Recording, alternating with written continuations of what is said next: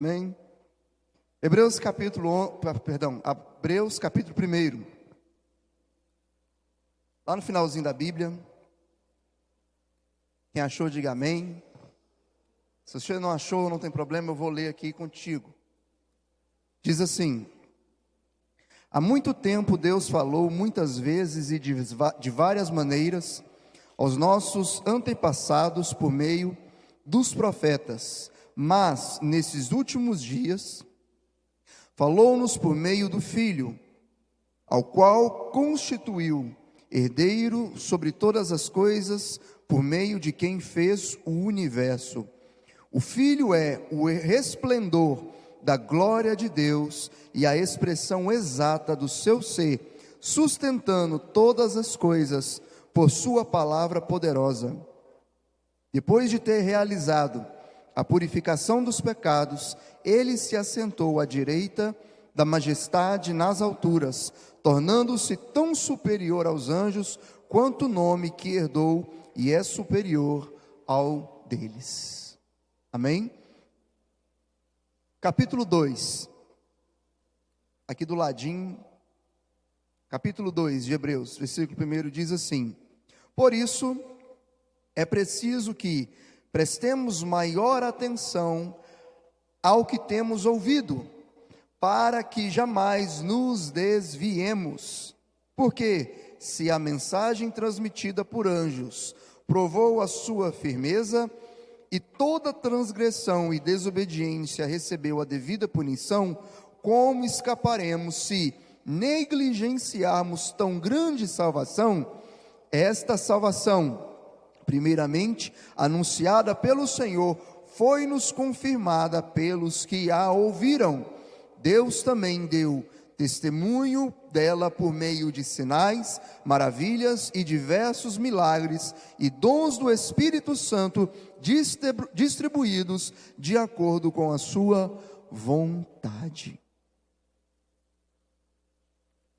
Eu li 2 capítulos, eu não sei se você sabe, mas quando o escritor de Hebreus ou das outras cartas ou evangelhos, não tinha essa questão de capítulo 1, capítulo 2, era uma carta só que tinha um contexto. E quando a gente pula assim, não quer dizer que eu estou fora daquilo que eu quero falar, ao contrário, o capítulo 2 está subrogando uma autoridade aquilo que nós lemos no capítulo 1.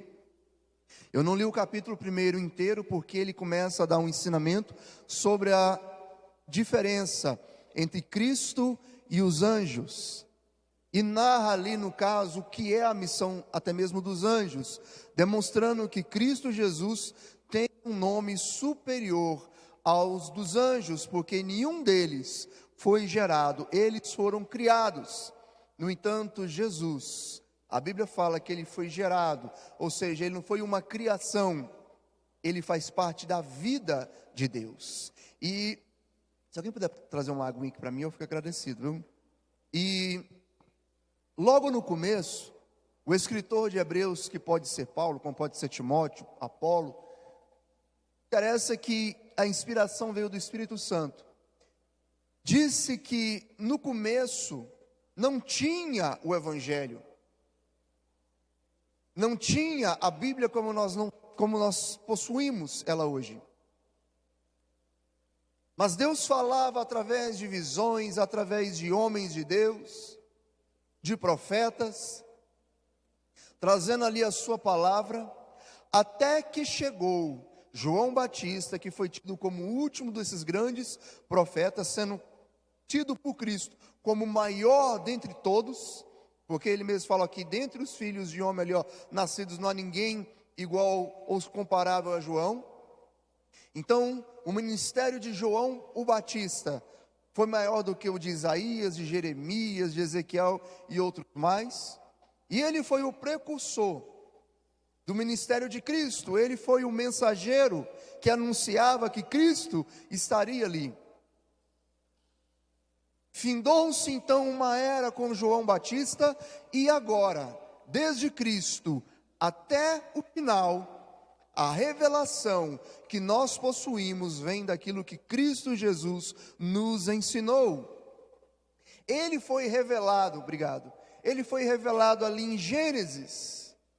O mistério que estava oculto desde Gênesis foi revelado, que é a glória de Deus em Cristo, que é a imagem de Deus sendo expressada, é Deus conosco, Deus Emanuel. E o escritor aqui tem muito cuidado, porque ele disse aqui, que quem está agora trazendo a revelação, através da sua palavra, através do seu Espírito, através do seu ensino, é o Filho de Deus, o qual todas as coisas foram criadas e subsistem pelo poder da sua palavra. Por isso Jesus, ao contrário do que diz as testemunhas de Jeová, ele não é um Deus, ele é Deus. Ele é o Criador. E isso é corroborado, é sustentado no versículo 3 que diz: o Filho é o resplendor da glória de Deus e a expressão exata do seu ser. Veja, não está dizendo que Jesus é um e Deus é outro. Está dizendo que ambos são um. E o próprio Jesus dizia isso: eu e o Pai somos um. E por isso eles pegavam em pedras, pegavam em coisas para o matá-lo, porque eles não entendiam a profundidade da essência de Deus, a profundidade do ser de Deus. Eles não compreendiam que Jesus está no início de todas as coisas sendo Deus. O que ele decidiu foi resgatar o homem se vestindo da sua criação. Então, quando Jesus veio na terra, foi Deus se vestindo da sua criação. Amém? Por isso ele é 100% Deus e 100% homem. Tanto é que Paulo fala, Jesus Cristo, o homem, mas também é digno de receber glória, honra e adoração.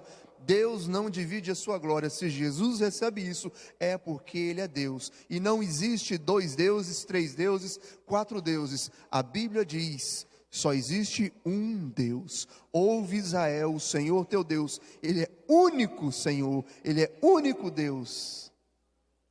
Então tudo veio por meio dele e para ele são todas as coisas. Quando Jesus vem na terra, o Deus Criador se veste da sua criação, ele mostra para os homens aquilo que era intangível, aquilo que não era revelado. E ali ele demonstra a exata expressão do ser de Deus, de quem é Deus, quem é Deus.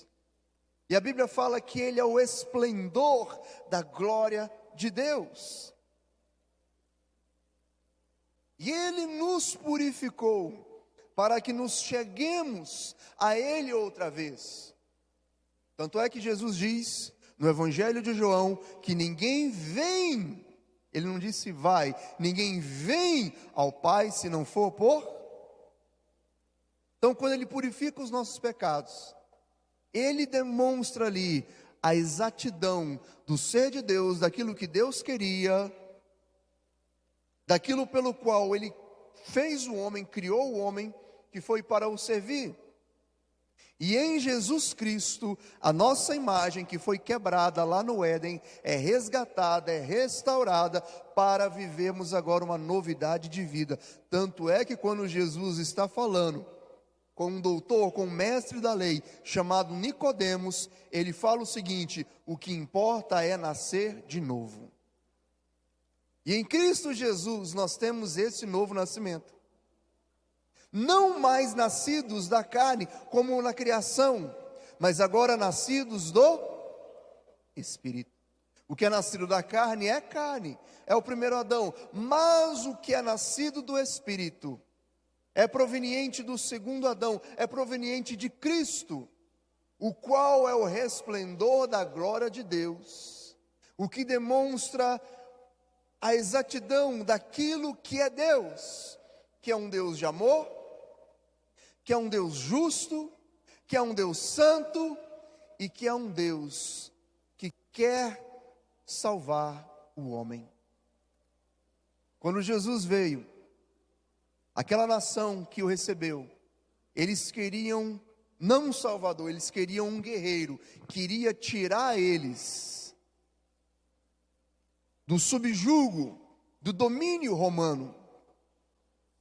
Mas Jesus veio trazer uma outra mensagem, uma outra palavra. Ele diz o seguinte: reis, reinos, governos se levantam e são abatidos, e é Deus que levanta e é Deus que abate. E não é isso aqui, porque isso aqui é passageiro. Eu estou querendo falar com vocês de algo que é real, de algo que perdura por toda a eternidade. E ele vem falar sobre a condição do homem.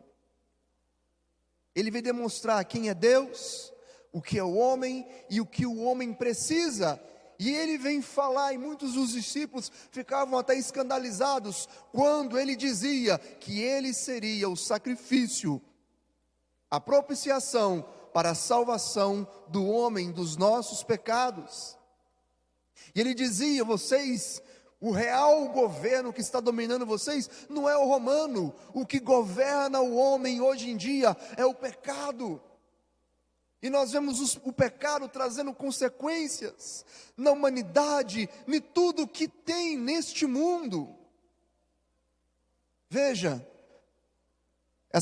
esse ano já aconteceu não sei quantas tragédias, começando lá em Minas Gerais, acho que no Capitólio, quebrou lá uma rocha lá e caiu em cima de uma embarcação. Acho que morreu 10 ou 11, eu não lembro direito quantos que morreram. E agora, lá no Rio de Janeiro, até onde eu vi, tinha 130 ou 134 mortos e mais de 200 desaparecidos, uma coisa assim. A terra, ela tem chuvas fortes que matam, desastres, mas na criação a terra não tinha isso. Está me entendendo? A terra não produzia nem cardos e nem abrolhos. A terra não tinha desastres ecológicos que iria pôr fim à vida do homem. Esses desastres, essas calamidades que até a terra produz, furacões, tempestades, tudo isso acontece com a queda do homem, porque a terra foi dada ao homem para o governo.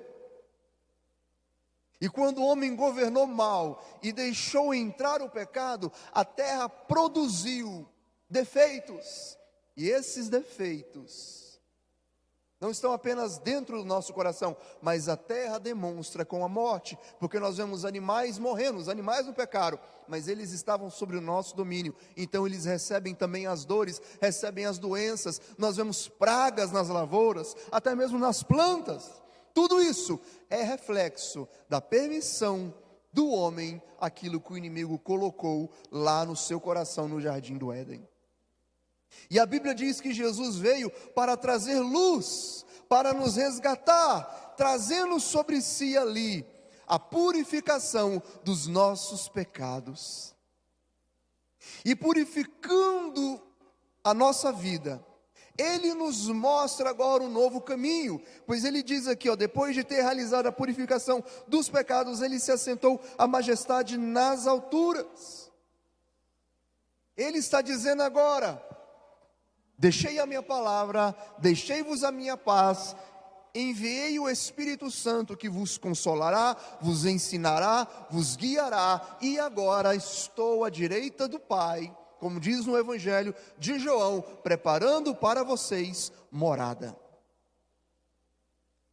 Preparando para vocês uma glória, pois como eu fui glorificado, um dia também vocês serão glorificados. Este corpo mortal será revestido de um corpo imortal.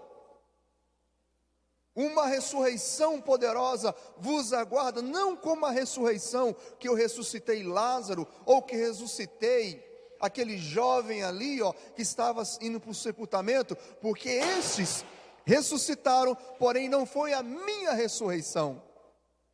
Foi apenas para provar um sinal milagroso, um sinal de glória de Deus. Porém, a verdadeira ressurreição que nos aguarda é aquela ressurreição que aconteceu ali depois da crucificação de Jesus, no qual ressuscitou e pôde ir aos céus, estar à direita de Deus.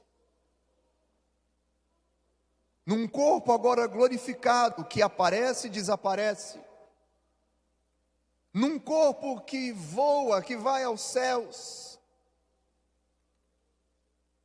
Diferente.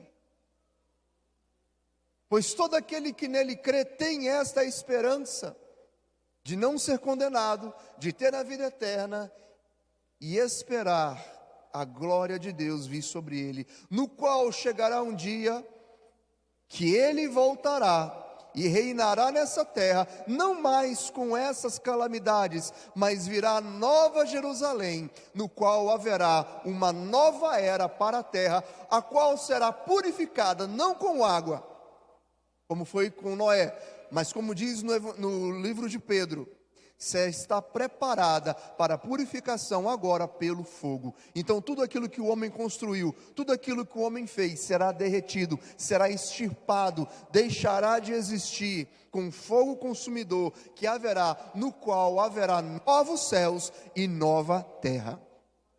Deus não vai colocar a gente em outro planeta, é na mesma terra, porém toda repaginada, todo pecado retirado, purificado como nos dias do Éden.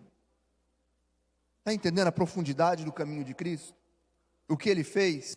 Ele está dizendo o seguinte: caiu, mas eu sou aquele que renova, eu sou aquele que restaura.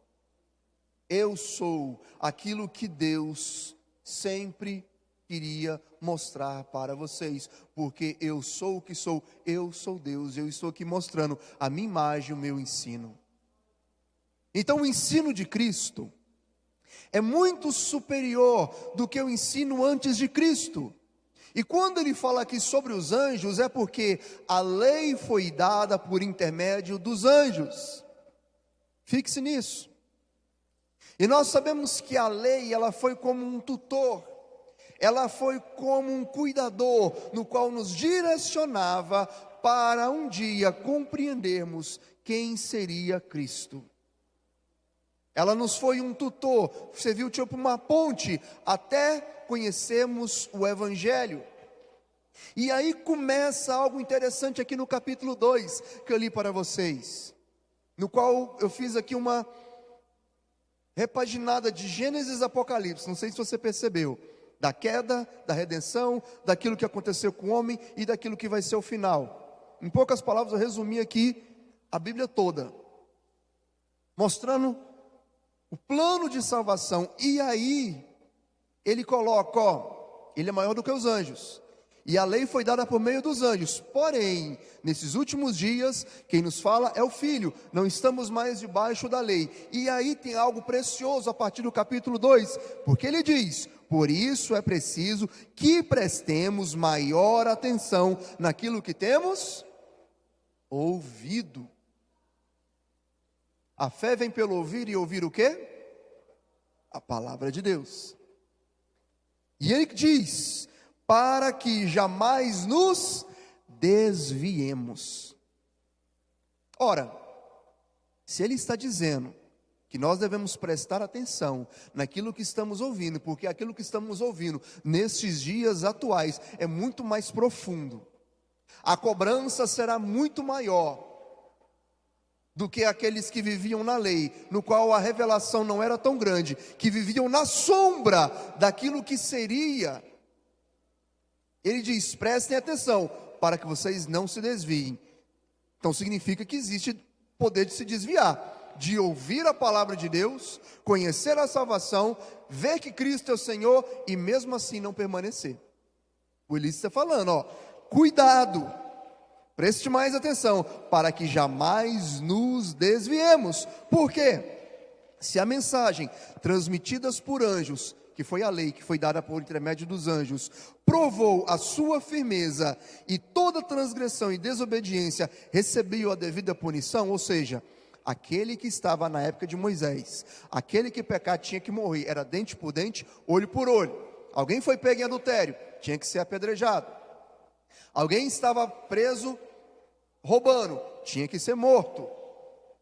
Se uma pessoa não guardasse até mesmo o sábado, tinha que ser morto. Não era assim a lei? No qual não era tudo aquilo que Deus queria mostrar, mas era um tutor. Ele está falando, ó, aquilo lá que foi por meio dos anjos, que nem era o que deveria ser ao final, tinha essa profundidade e essa cobrança. Como escaparemos, versículo 3, como escaparemos se negligenciarmos, ou seja, se tratarmos de qualquer maneira, negarmos tão grande salvação, ou seja, agora, se na época da lei tinha aquela cobrança, aquele respeito, e agora com o filho? O que nos espera? Se tratarmos com qualquer jeito, se não quisermos seguir, se negarmos, se endurecermos o nosso coração, agora com tamanha salvação, com tamanha revelação, que quem está nos falando agora não é mais os profetas, não é mais uma palavra vinda dos anjos, por intermédio dos anjos.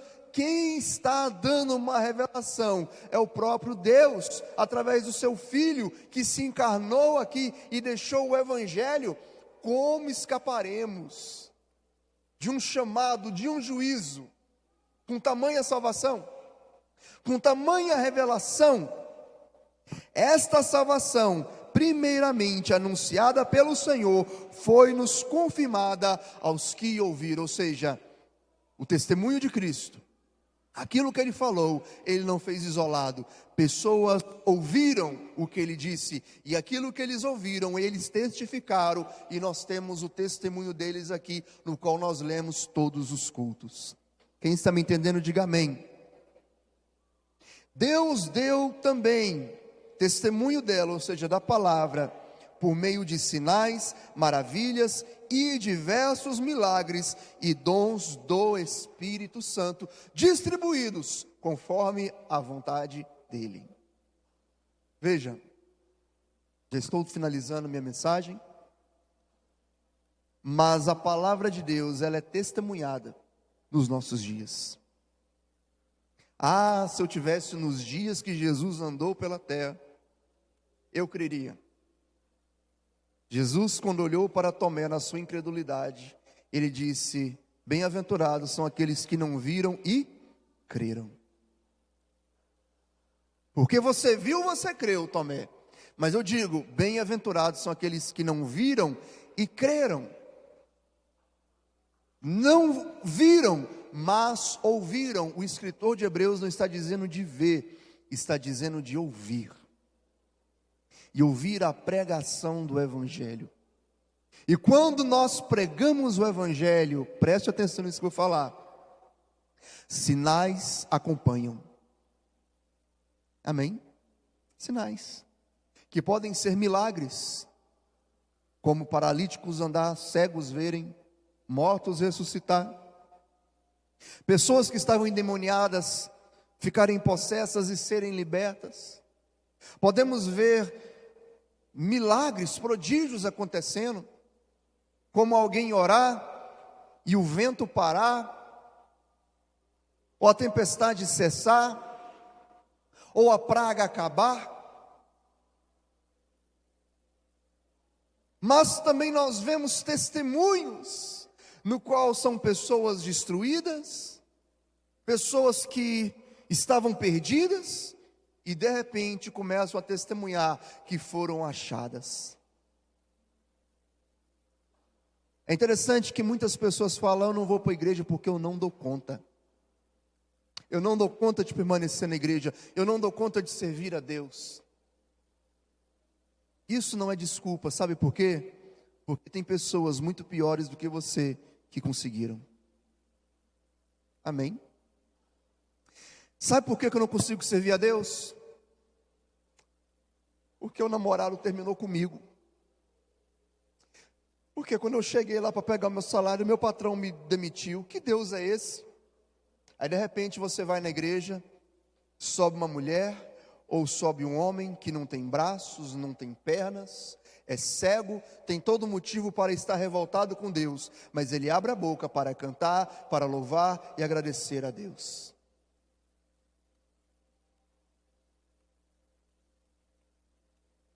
Como é que a gente vai inventar uma desculpa dizendo: eu não consigo servir a Deus porque a minha vida está uma desgraça? Quem disse que Deus vai realizar os seus sonhos? Onde está escrito na Bíblia que Deus vai realizar os seus sonhos? Me mostra. Porque tem pastor que fala: Deus vai realizar os seus sonhos. Eu te pergunto, onde está na Bíblia isso?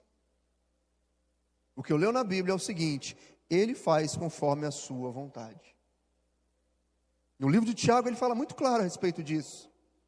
Pedis e não recebeis, para gastardes naquilo que a sua cobiça está querendo. Deus atende, Deus faz, se o seu pedido, se a oração sua estiver conforme a vontade de Deus. Está entendendo? Deus não prometeu que vai te dar um carro. Se vir a Deus, vem aqui para a igreja, você vai ter uma mansão. É um direito seu, você tem que cobrar de Deus. Onde está isso na Bíblia? Hein? Sabe o que está na Bíblia? Vocês serão odiados por causa do meu nome. Se fizeram isso ao mestre, vão fazer também para vocês, porque o discípulo não é maior do que o seu mestre. Se me perseguiram, vão perseguir vocês também. Se me caluniaram, vão caluniar também vocês. E viver o Evangelho é viver uma morte diária, porque a Bíblia diz: se você quer me seguir, negue-se a si mesmo e tome a sua cruz. É isso que o Evangelho diz. Tem muitos pastores pregando muita coisa. Vai lá, como se fosse um cheque: vou cobrar a nota promissória de Deus. Estou te servindo. Cadê meu carro zero? Cadê minha Land Rover? Hein? Cadê minhas dívidas pagas, Senhor? Cadê? Deus não prometeu isso. Deus prometeu uma vida e vida em abundância. Mas não quer dizer que é vida em abundância no dinheiro, que você, todo mundo que servir a Deus, vai ser um milionário. É abundância de paz, de amor, de certeza que você tem a vida eterna. Paulo e Silas, quando estavam cantando lá presos, eles não estavam tendo uma vida assim, vamos assim dizer, de liberdade, de luxo, mas eles tinham uma vida abundante, porque eles sabiam: se a gente morrer hoje, nós vamos estar com Cristo. Hoje é o dia que a gente vai ver a face de Deus. Oh, meu Deus do céu, vamos louvar.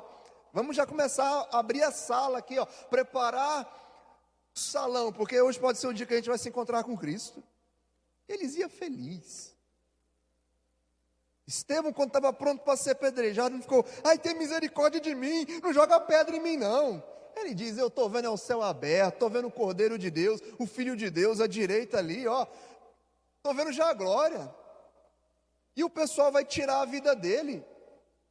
E ele fala: Pai, não lhes impute esse pecado. Eu acho interessante, porque não diz: Pai, eu perdoo eles. Ele diz: Pai, não lhes impute esse pecado, porque eu já perdoei eles no meu coração. O problema deles não é comigo, é contigo. Isso aqui que eles estão fazendo agora é consequência para eles, porque tem um juízo para eles contigo. Tu és um Deus justo, eu perdoo eles. Por isso, o Senhor também eu peço para que perdoa eles por causa disso aqui. O tanto que ele estava na paz. Ele não estava liberando perdão para eles, pedindo, clamando: está vendo aqui, estou perdoando vocês. Não, ele estava pedindo para Deus perdoar, porque ele já estava em paz com aquele pessoal. Que coisa interessante. Isso é ter vida com Cristo. Isso é ter a revelação da pessoa de Cristo, do que é viver o Evangelho, compreender que este mundo passa, que essas coisas do mundo passam, que todo o dinheiro do mundo passa. Eu já quero finalizar, mas eu quero te dizer: todo mundo aqui conhece o Silvio Santos, todo mundo sabe a história daquele homem, de como ele começou, de como ele cresceu, tanto dinheiro que aquele homem tem, fama. Quase todo mundo, eu acredito, que já um dia tentou imitar o Silvio Santos, é ou não é? Nem que você tenta, né? Marroi, uma coisa, né? Ritmo de festa.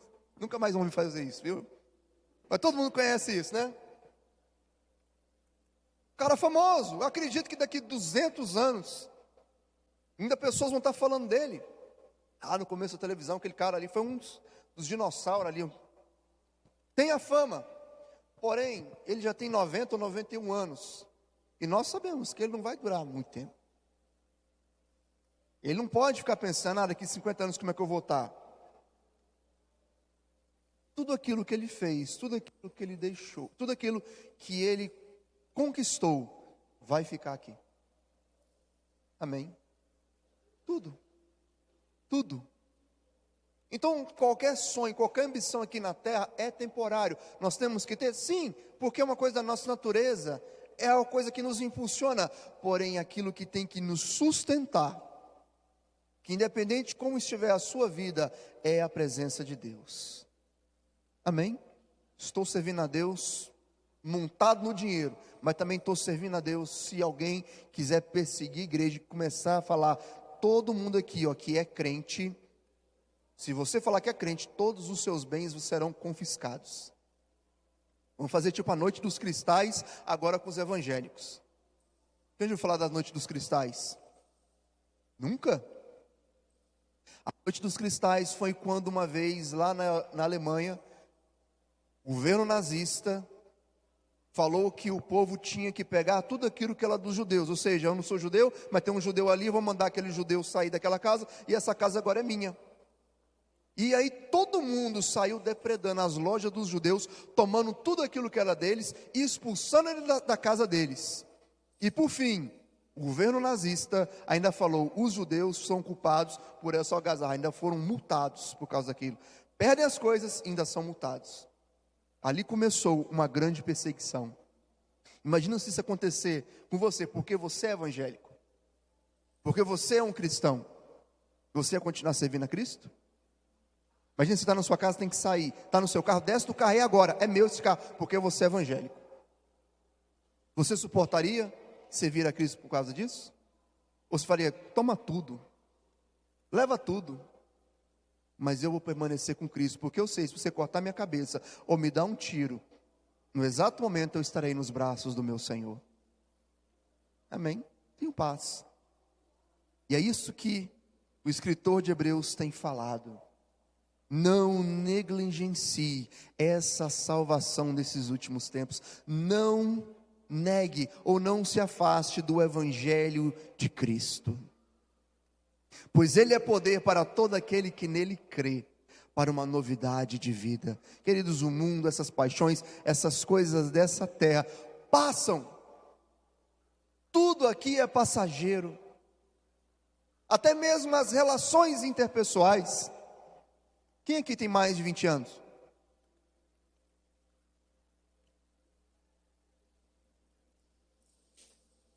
Se você fazer uma regressão mental e agora, você vai se lembrar que talvez na primeira série você tinha um amigo, na segunda série você tinha outros amigos, na quinta série, na sexta série, ou então quando você trabalhou em determinados locais, você fez amizades, e talvez amizades que vocês saíam juntos, comiam juntos, passeavam juntos. Agora eu te pergunto, todos os seus amigos permaneceram com vocês? Não. Muitos, na verdade, hoje em dia até são inimigos. Ou até finge que nem te conhece. Você chega, encontra com eles no shopping, eles atendem um celular, finge só para não te cumprimentar, nem para dizer oi. Não é assim? Então por que nós trocamos Deus por causa de uma amizade errada? Ou de um relacionamento? Ou de um emprego? Ou de uma faculdade? Ou para ficar bem na fita? Todo mundo lá na faculdade fala que é ateu. Eu também vou começar a falar que sou ateu, que é mais bonito. Que nós não vamos andar nos rudimentos deste mundo. Porque o mundo ele quer nos empurrar goela abaixo coisas que são dele. Por isso devemos nos alimentar de Cristo. Eu não sei se você viu aqui, mas na última música eu falei que nós estamos numa geração no qual tem tempo para tudo, menos para Deus. Samuel, eu não tenho lido a Bíblia, eu não tenho tempo. Estou estudando muito, estou trabalhando muito. Mas se eu pedir, não está tendo tempo para Deus? Você sabe que tem Bíblia no celular. Sei, mas não tenho tempo de ler. Me dá o seu celular. Vamos abrir lá no seu Instagram para ver quantas horas você tem gastado então no seu Instagram. Vamos abrir para ver quanto tempo você tem gastado no seu Facebook. Ou assistindo vídeos aleatórios no YouTube. E vamos ver se realmente você não tem tempo para ler a Bíblia, nem que seja 10 minutos. Depois nós falamos, por que eu estou fraco na fé? Por que na minha vida não está dando certo? Por que eu estou sentindo Deus tão longe? Por que eu estou tendo depressão? Por que eu estou oprimido? Por que está tudo dando errado na minha vida? Sabe por quê? Porque você está andando conforme os rudimentos deste mundo. A Bíblia está falando aqui, nos últimos dias a revelação vem pelo Filho. Meu amigo, está muito fácil você escutar a voz de Deus. Eu acabei de falar, tem Bíblia no celular, meu Deus, esqueci não li a Bíblia, sabe por quê? Porque eu esqueci a Bíblia no trabalho. Baixa a Bíblia no celular, você vai ter pelo menos 3, 4 versões. Até em inglês, tem uma Bíblia que é assim, que você escolhe a versão que você quer. NVI, Revista Almeida, King James, você lê, pode marcar, e é mais fácil, eu quero tal coisa que eu esqueci, um texto. Você pesquisa até no Google lá e vai lá e acha. Queridos, a gente não tem desculpa para não estudar a Bíblia. E sabe por que a gente não faz? Porque estamos andando em rudimentos do mundo. E qual é o rudimento do mundo? O engano. Porque o espírito desse século, o Deus desse século, tem cegado, tem enganado o entendimento de muitos. Não é verdade? E começamos a achar legal, nos enganamos. Por que você não leu a Bíblia? Sem tempo. Por que você não orou? Sem tempo. Esqueci. Mas eu duvido. Se você for no médico e o médico te diagnosticar, dizendo que você está com câncer, você tem 3 meses de vida, se você vai esquecer de orar. Mas você vai orar mesmo. Meu Deus, tem misericórdia de mim esse câncer. Ai, meu Deus, tem misericórdia. Não vai esquecer de oração. Vai vir em campanha, vai vir nos cultos tudo, vai pedir oração. Porque a coisa muda. Estamos andando desta forma, negligenciando tão grande salvação, porque estamos levando o evangelho de qualquer maneira. E o escritor de Hebreus está falando isso aqui. Não negligencie, não creia no evangelho de qualquer maneira. Sirva a Deus com tudo aquilo que você tem, com tudo aquilo que você é. Ame ao Senhor com todas as suas forças, com todo o seu entendimento. É isso que é para os nossos dias. Estou dizendo que já estou acabando, mas estou acabando mesmo agora a ministração. Como você olha para o mundo que está te cercando? Como estão os homens? Como estão as mulheres? Como estão os jovens? Como estão as crianças? Há 10, 15 anos atrás, nunca teríamos ouvido que existe crianças com depressão, crianças com ansiedade. Vocês já viram isso?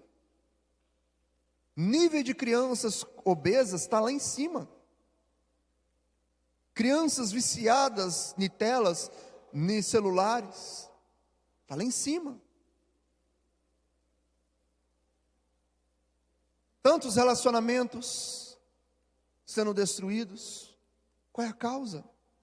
Suicídios no meio do povo cristão, pastores tirando a própria vida. Não são leigos, são pastores tirando a sua própria vida. Sabe o que é isso? Não é falta de Deus, é falta de se aproximar de Deus, porque Deus está perto. Amém? Deus está perto. Então não está. Deus está perto. Aqui em Aparecida de Goiânia, se você trupicar, você cai numa igreja. Trupiquei, cai de dentro de uma igreja. Aqui é assim. Trupiquei, cai dentro de uma cela. Trupiquei, cai no meio de crente.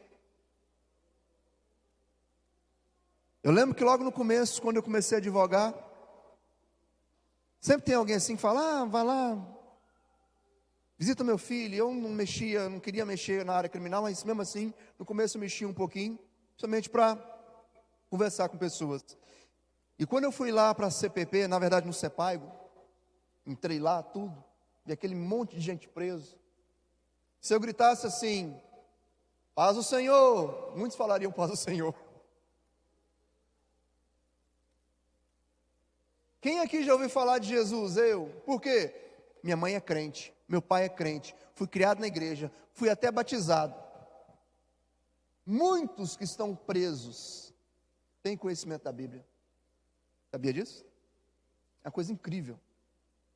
Incrível. O evangelho lá na prisão é uma coisa que muita gente conhece. Mas por que está preso? Porque ouviu, mas negligenciou o projeto de Deus na vida deles. Amém? Esses dias a gente estava pregando, né? Projeto de Deus, fazendo a campanha da quinta-feira. Minha vida é um projeto de Deus. Deus tem um projeto na vida de cada um. Mas se negligenciarmos a sua palavra, não vai acontecer, porque Deus não faz a nossa vontade, Ele faz a vontade dEle. E a vontade dEle é que você se entregue por completo à sua presença e à sua vontade, ao seu desejo, ao seu projeto. Amém? Sabe quando é que você vai entender que está servindo a Deus? É quando você tomar a sua cruz. É quando você falar, eu não vou fazer o que eu quero, mas é que tu queres. A minha primeira pregação na igreja foi baseada no texto de Marcos. Toda vez que eu fui pregar, foi baseado no texto de Marcos, no qual eu li aquela passagem que Jesus falava, Senhor, se possível for, passa de mim esse cálice, passa de mim essa missão, mas não seja o que eu quero, mas o que tu queres. Porque eu sempre falei na minha vida, eu não quero ser um pregador. Porque eu via tanto que a pregação sofre, o pastor, eu não queria isso para a minha vida. Mas um dia Deus me chamou e eu falei, se eu vou te servir, que não seja o que eu quero, mas o que tu queres. E eu vou te servir da forma que o Senhor quer que eu sirva. Eu não vou te servir da forma que eu acho que eu tenho que servir, do jeito que eu acho que eu tenho que te servir. Eu vou te servir da maneira que o Senhor quer que eu te sirva. Isso é ser cristão. Amém? Coisas tremendas vão acontecer nesse ano, eu acredito. Nós temos grandes projetos aqui na igreja. Temos ou não temos? Vamos fazer oração lá na chácara, vamos fazer encontro, vamos fazer redes de homens, mulheres, casais, de crianças, está bombando aí. Mas eu acredito que o princípio para o romper vem com a entrega. Amém? Queridos, se eu for para resumir essa ministração que estou falando, é o seguinte, entregue-se na revelação que você tem da cruz. O que a cruz te remete? Que alguém morreu por mim. Se Ele morreu por mim, então eu dou minha vida a Ele também. Amém? Minha vida é tua. O Senhor pagou o preço, o Senhor me comprou. Fui resgatado na cruz. A minha vida é tua. Se coloque de pé, por favor.